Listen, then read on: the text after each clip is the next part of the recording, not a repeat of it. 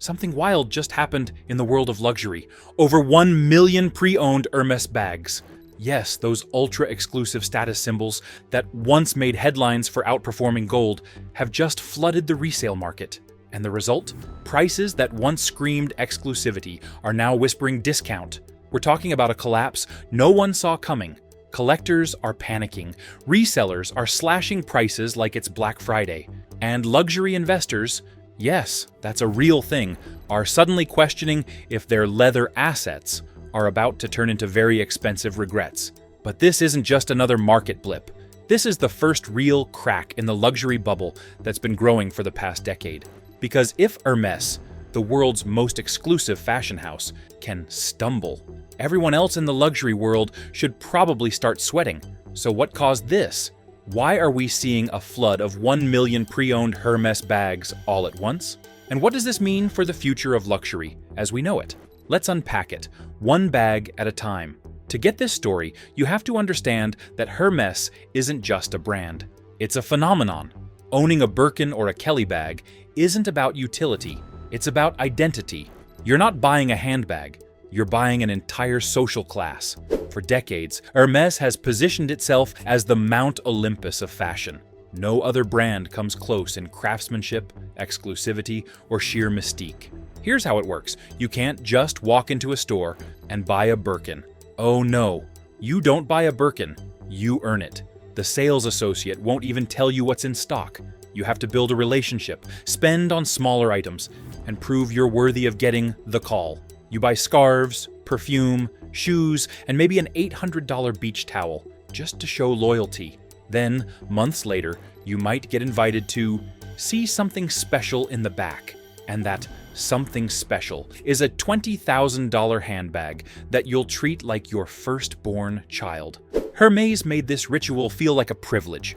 They turned shopping into a psychological game, and people loved it. The result? A waiting list so long that getting your hands on a Birkin felt like winning the luxury lottery. And that's exactly how Hermès wanted it. Because scarcity isn't a byproduct of their brand, it is the brand. The anatomy of obsession. Every Hermès bag is hand-stitched by a single artisan in France. It takes up to 25 hours to make one. Each piece of leather is cut, treated, and assembled with obsessive precision. Even the thread used to sew the bags is coated in beeswax so it won't fray.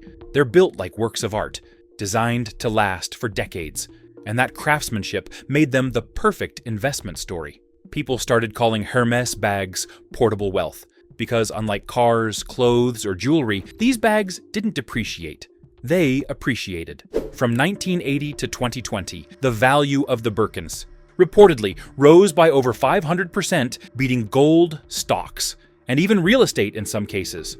So it wasn't long before everyone, from Wall Street wives to celebrity investors, wanted in. A-list collectors like Victoria Beckham, Kim Kardashian, and Cardi B showed off closets filled with Birkins. Meanwhile, resellers and boutique investors started treating them like rare trading cards.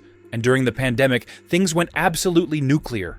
With people locked indoors, scrolling social media, and sitting on stimulus cash, luxury became the outlet for escapism. Resale platforms like The Real Real, Rebag, and Vestiaire Collective couldn't list inventory fast enough. A simple tan Birkin could go for $35,000. A rare Crocodile Kelly, over $150,000. And if you had a Himalayan Birkin, that pearl white crocodile version with palladium hardware, you could fetch over $500,000. At one point, a collector paid more for a handbag than for a house in Beverly Hills. The Birkin wasn't just a bag anymore. It was a financial instrument. The boom before the crash. Now, here's where it gets interesting. When a market goes up too perfectly for too long, it usually means one thing. A crash is coming. The luxury resale market became too hot to handle. Everyone wanted to invest. New players flooded in, not because they loved fashion, but because they wanted profits. There were even investment funds dedicated entirely to buying and reselling luxury bags.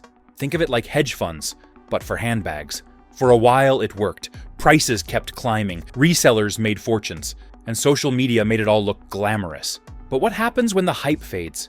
When people realize the prices only rise because everyone believes they will? Well, that's when gravity hits. And that's exactly what happened. the Great Hermès Dump. In early 2025, something strange started happening across luxury resale sites. Suddenly, listings for Hermès bags exploded. Birkins, Kellys, Constances, all flooding the market at once. In total, over 1 million pre-owned Hermès bags were estimated to have entered circulation within months. That's 10 times what Hermès produces annually. Prices tanked. A Birkin that sold for $25,000 in 2023 now struggled to move at $12,000. Even the rare colors, once seen as collector gold, started slipping. So where did all these bags come from? Turns out, the answer was everywhere. First, China. The Chinese luxury market, which once drove global demand, has been slowing down. Real estate issues, a weaker yuan, and government pressure against ostentatious spending have all cooled the market. Collectors and resellers who once hoarded luxury bags started selling off their collections to free up cash. And when one region dumps inventory, others follow. Within weeks, the resale ecosystem was drowning in supply. But China wasn't the only culprit. In Europe and the US, luxury resellers had quietly been stockpiling bags since 2020, betting that prices would keep climbing. They built entire warehouses filled with Hermès inventory. When demand slowed and resale prices dipped, those same resellers panicked. They dumped everything, all at once. A massive game of luxury musical chairs had begun, and nobody wanted to be left holding the last $30,000 bag. When everyone has a Birkin. For years, the appeal of Hermès was that not everyone could have one. That was the power, the flex. But with online resale platforms, TikTok unboxings, and Instagram influencers flaunting entire walls of Birkins, that illusion of scarcity started to fade. Suddenly, it wasn't shocking to see a Birkin anymore. It was normal. And when luxury becomes normal, it stops being luxury. The mystique was gone. People who once chased Birkins for exclusivity started looking elsewhere. Custom jewelry, vintage cars, even private memberships. Anything that still felt out of reach. And without that exclusivity, resale demand dried up fast. It's the same thing that happened to sneaker culture. When everyone could suddenly buy Jordans online, the hype died overnight. Luxury, just like fashion, runs on emotion, not logic. When people stop feeling the magic, they stop spending. The illusion of forever value. The Hermès crash also exposed a bigger lie, that luxury goods always appreciate. That's never been true. They can appreciate when supply is limited and demand is stable. But when the market gets overcrowded, the opposite happens. It's basic economics, but people forgot that because luxury was marketed as different. Bags were marketed as heirlooms, timeless assets immune to market trends. But even Hermès isn't immune to oversupply and hype. What made these bags valuable wasn't just the leather. It was the belief that they were rare. Once that belief shattered, prices had nowhere to go but down. And if you think about it, this is almost poetic. Hermès became a victim of its own success. The brand created so much desire that it overflowed into the resale market. And that very success destroyed the exclusivity that made it powerful. The ripple across luxury. Now, let's be clear. Hermès itself isn't going bankrupt. Far from it. The company remains one of the most profitable in fashion. Their margins are insane, their craftsmanship unmatched, and their in-store demand still exists. But what's collapsing is the secondary market, the parallel economy of resellers, collectors, and investors who built their businesses around the brand's reputation. This crash is sending shockwaves through the luxury ecosystem. Because if the safest luxury investment can fall, everything else looks shaky too. Chanel's resale values dropping, Louis Vuitton's limited editions losing heat. Even Rolex watches, once resale darlings, are cooling off. The psychology is contagious. People start to hesitate before buying luxury for investment. They question whether that $10,000 handbag will really hold its value. And hesitation in luxury is death, because these brands thrive on impulse, emotion, and status, not spreadsheets. The irony of control. Here's the twist. Hermès itself never encouraged resale. In fact, they hate it. They've spent years fighting resellers, even banning people caught flipping their bags too often. Their goal has always been control. They want every Hermès purchase to feel personal, intimate, earned. But the internet made that impossible. Once resale platforms appeared, Hermès lost control of who got what and at what price. And when something that was once sacred becomes accessible to the masses, it loses power. So while the company didn't cause this crash, it's paying the cultural price for it. The irony? They're probably the only ones not losing money. They'll keep producing the same limited supply, selling out quietly, and letting the resale chaos rage on the outside. It's like watching a storm from inside a glass castle. The status correction. What's happening right now isn't just an economic correction, it's a status correction. For years, people bought Hermès not because they needed a bag, but because they needed validation. It was a trophy, a silent brag that said, "I made it." But status symbols are only powerful when they're exclusive, and exclusivity doesn't survive mass resale. The crash is forcing people to rethink what luxury really means. Maybe it's not about logos anymore. Maybe it's about experience, quality, or authentic individuality, not whatever's trending on TikTok. And while some people see the drop in prices as a tragedy, others see opportunity. Because for the first time in years, the gates of Hermès heaven have cracked open just a little. If you've ever dreamed of owning a Birkin but didn't have $30,000 to spare, you might just get your chance. The bubble popped, but the dream still alive, just slightly more affordable. The calm before the comeback.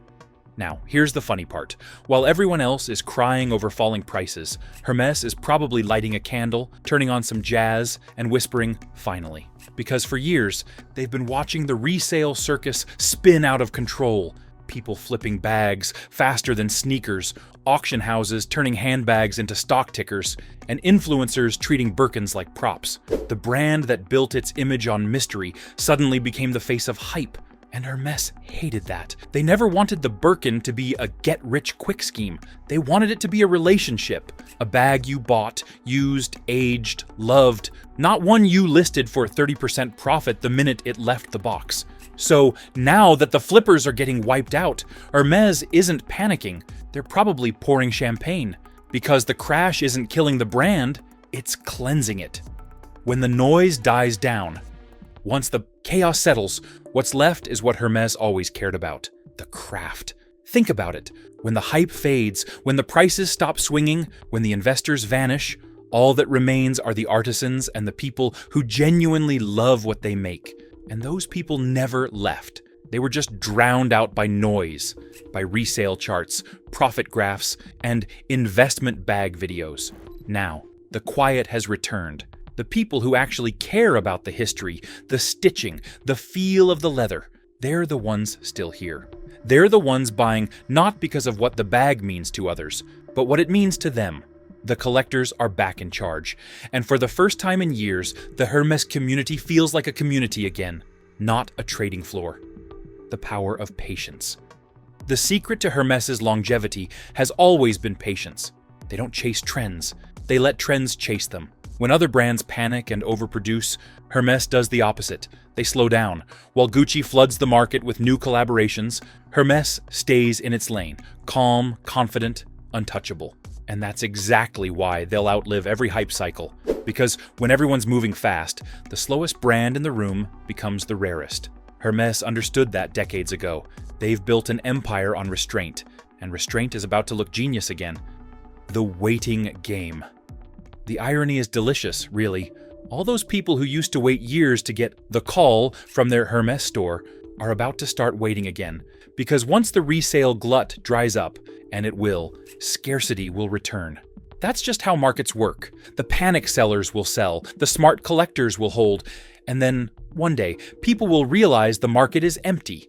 No more 15% off listings. No more flooded pages of orange boxes. Just silence. And suddenly, desire. And that's when the Hermès magic reignites. Because nothing creates demand like the feeling that you might miss your chance. Hermès doesn't need to say a word. They just wait for silence. The psychology of desire.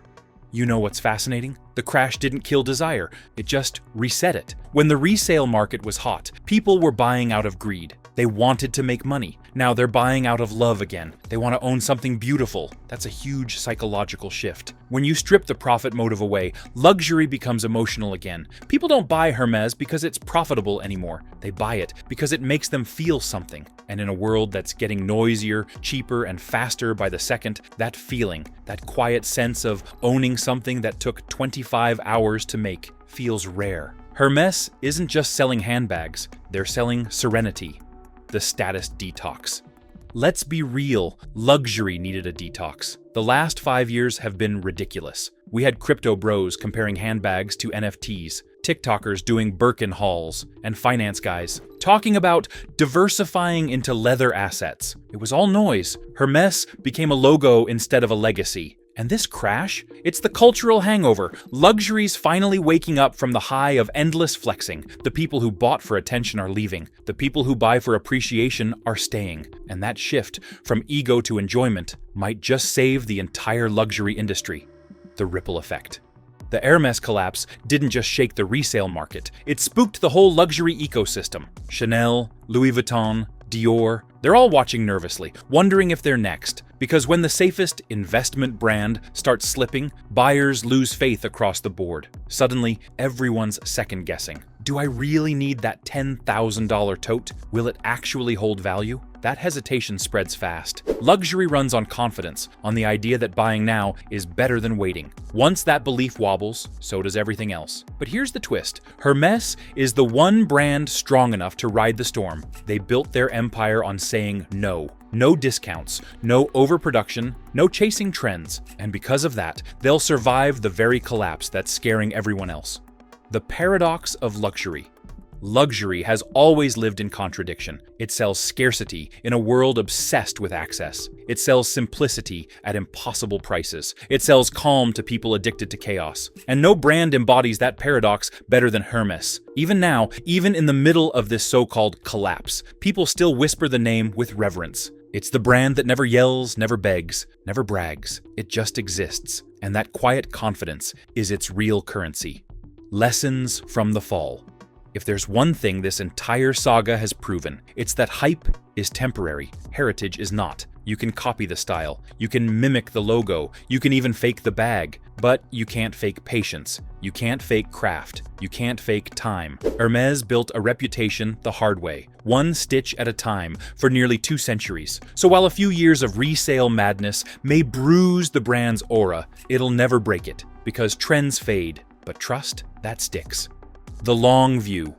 Markets have memories. Right now, everyone's focused on the short-term crash, the falling prices, the oversupply, the panic. But in 10 years, this will look like a blip on a very expensive radar. Just like the 2008 crash didn't stop people from buying property, this won't stop people from buying Birkins. In fact, it'll probably make them want them more. Because after every fall comes nostalgia, the yearning for how things used to feel. And Hermès knows exactly how to bottle that nostalgia and sell it back to you in orange packaging. The comeback story.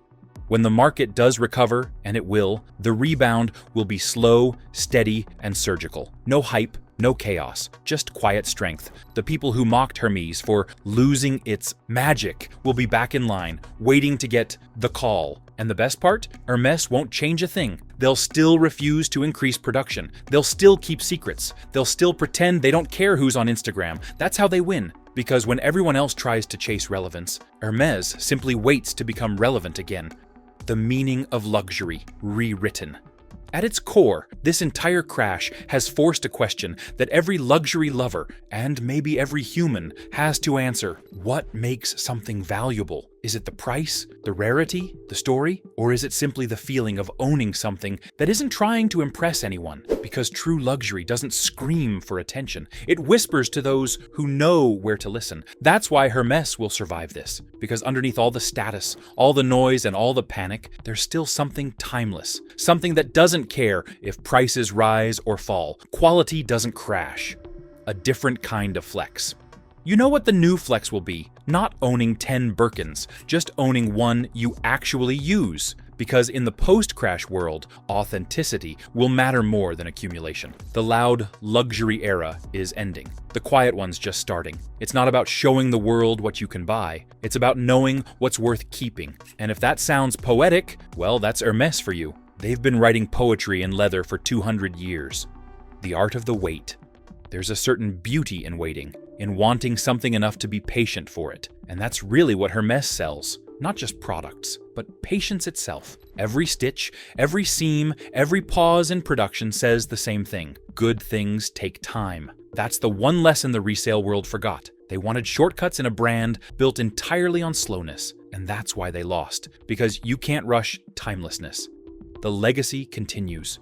So where does that leave us now? 1 million pre-owned Hermès bags have flooded the market. Prices have dropped. The resale kings have fallen. But the brand untouched. Because Hermès isn't competing with anyone. It never was. It's not chasing relevance. It's chasing perfection. One bag, one artisan, one believer at a time. And when the next generation discovers the brand, maybe through their mother's old bags or their grandmother's faded orange boxes, they won't remember the crash. They'll remember the feeling. And that's what Hermès is really selling. Not leather, not luxury, legacy. So maybe this isn't a fall from grace. Maybe it's just gravity reminding us that even the highest brands need to touch the ground once in a while. The resale bubble burst, the market blinked, but the myth of Hermès still alive. And if history's any guide, it'll come back stronger, not louder, just steadier, stitched together by time and trust. Because in a world that's obsessed with speed, Hermès still dares to move slowly. And that might just be the most luxurious thing of all. If you enjoyed this deep dive into the wild side of luxury, you know what to do. Stick around. There's more where that came from. Hit subscribe, stay curious, and remember, in the world of luxury, the smartest investment is always knowledge.